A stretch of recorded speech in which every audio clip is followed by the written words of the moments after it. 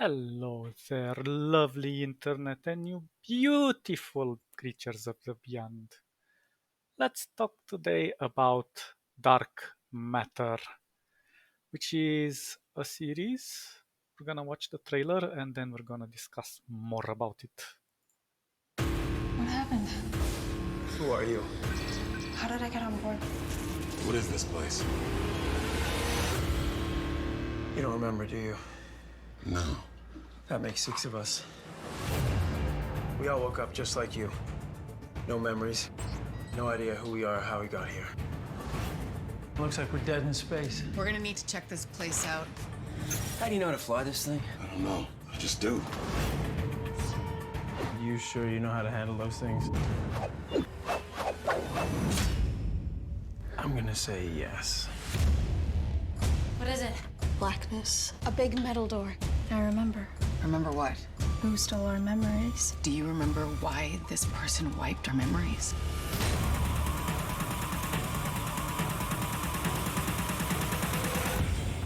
Because we're dangerous. Dark matter. Awesome trailer, by the way, for 2015 or 16, whenever it came out. This is their IMDb page, but there is actually a new series made by Apple, and in order not to confuse it, this is the one from 2024.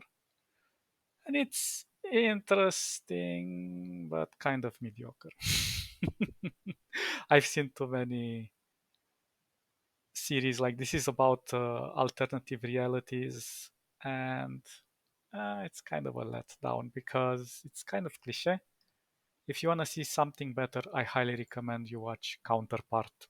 Much better series with spies from alternative worlds. Fantastic cast. Anyway, I'm not gonna go too much into details about this. I just want to talk about this one because I just finished watching all 3 seasons, which is really sad because there should have been a fourth one, but we'll discuss about that. Now, the best way I can describe Dark Matter is basically Firefly plus Farscape plus the voice from the game Portal 2 of GLaDOS plus cyberpunk music. So it's like a fucking masterpiece. Um, what really took me by surprise in this series is that deaths are permanent and meaningful. Mercenaries actually act like mercenaries and they don't go softball like they do um, in that other series called The Expanse. And The Expanse is not a bad series. It just really tried hard to be like Firefly, and after 2 seasons, it just went its own way, and it really dropped in quality, in my opinion, in many aspects, especially the story. But that's by the by. But this series was freaking fantastic. It's not without its flaws, obviously, but it's also made, surprisingly, by these two creators, Joseph Malozzi and Paul Moulier, or Moulier. They both worked on Stargate, on the Stargate series, and including Stargate Atlantis, which on their own, these series were freaking amazing. I'm talking about SG1 and Atlantis. But to be honest, I did not find any similarities between this show and those ones, aside from the CGI, perhaps. The CGI is very well made. It's sparingly used, but it's freaking awesome.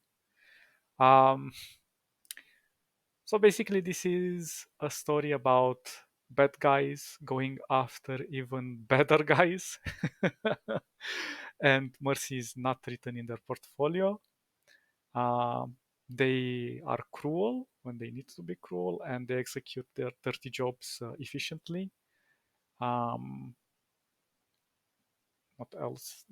Basically, this is a very rare breed of filmmaking because there's so many good aspects to talk about, especially the music. I haven't heard such a good soundtrack in a series, especially of this caliber, anywhere. Not even Firefly or Farscape had such a good quality of music. And this is not to put them in a worse comparison or something like that, because to be honest, this series was made much later when we had these guys have been very versed in their experience with Stargate, so perhaps they got a lot of ideas from there. But I was surprised about the camera work. Some of the camera work is, I don't know, I could compare it to Del Toro style.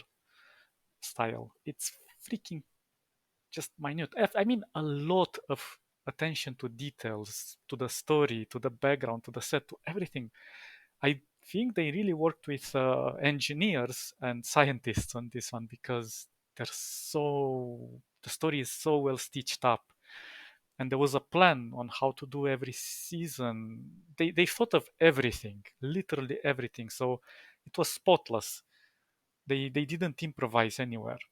Um,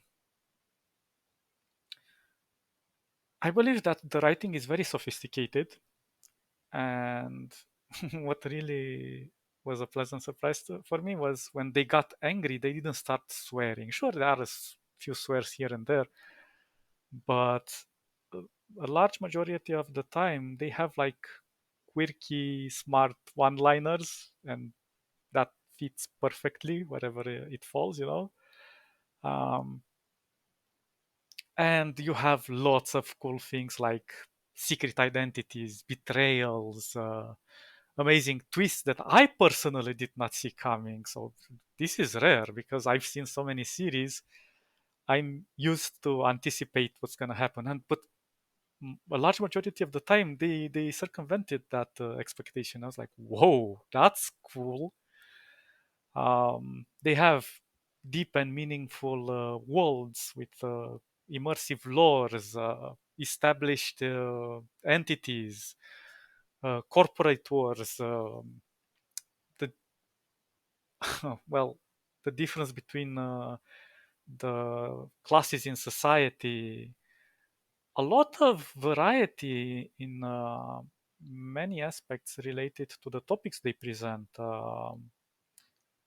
And what's interesting is like when a character dies, it's a permanent death. They don't come back through some made up surprise, I don't know, idea of how they could have survived, I don't know, a headshot, for example. No, if they get shot, they die. And all the characters are fantastically written.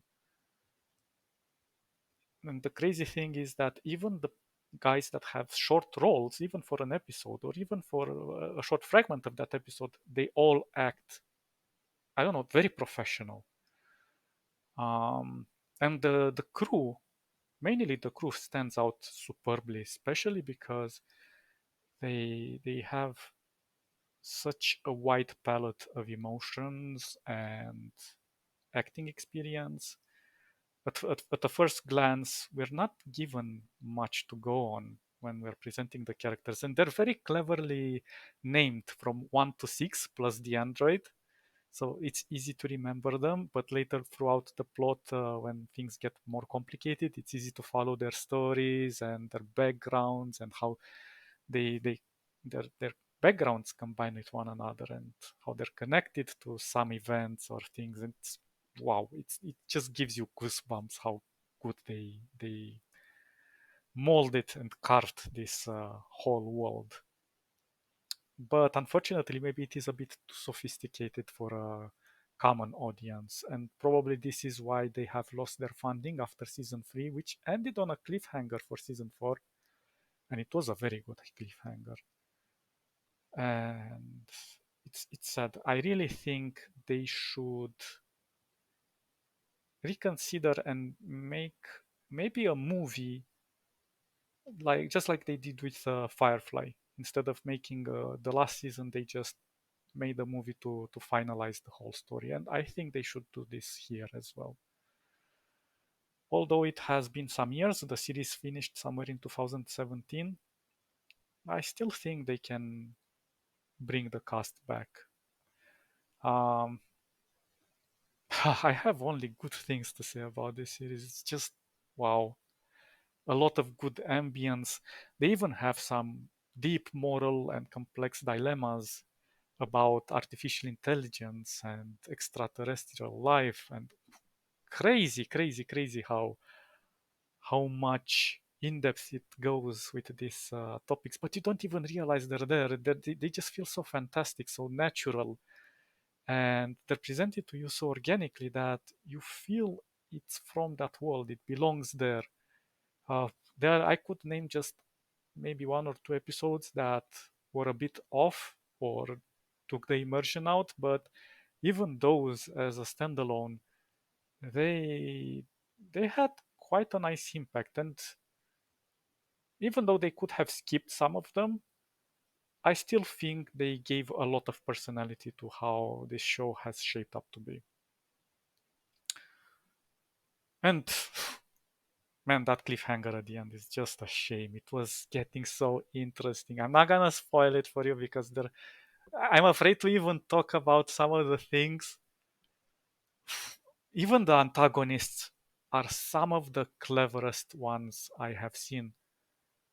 And I kind of really want to talk about this, but I feel like it's a big spoiler. But mainly, it's one of the best betrayals I have ever seen in the history of movie making or series making. Yeah, check it out. It's really, really fantastic. Okay, guys, you stay awesome. I'll catch you in the next episode. Bye, bye, bye, bye, bye.